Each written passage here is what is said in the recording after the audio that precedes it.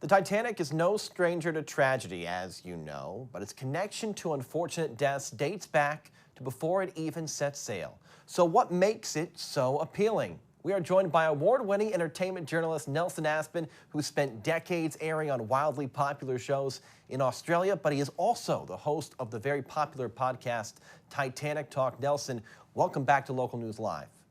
Thanks. It's good to be with you, even under these sad circumstances. Yeah. No, it is really an unfortunate story. Nelson, why does the Titanic still have this alluring aspect even after so much tragedy?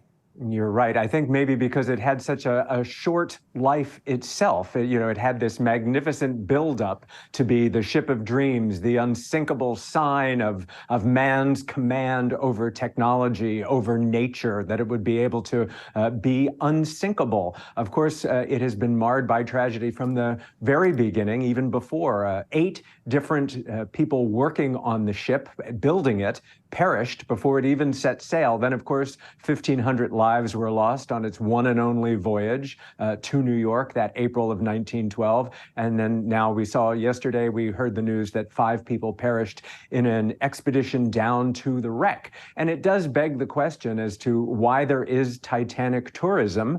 And I think in large part it's because of the very popular film by James Cameron in 1997, Titanic, with Leonardo DiCaprio and Kate Winslet. There is a soap opera aspect to this. It has been romanticized.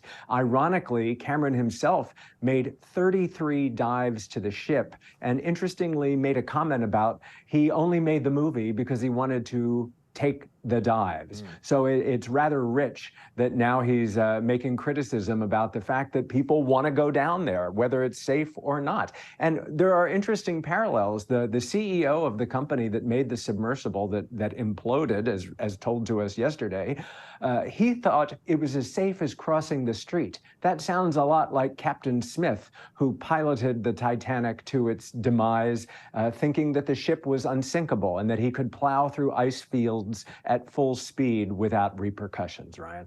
How should we change the way we look at the Titanic after this reminder of the dangers of going after it, of looking after it? And, of course, James Cameron contributed to this romanticism of the Titanic, but should there be maybe a cultural change on how we look at this area, at that ship?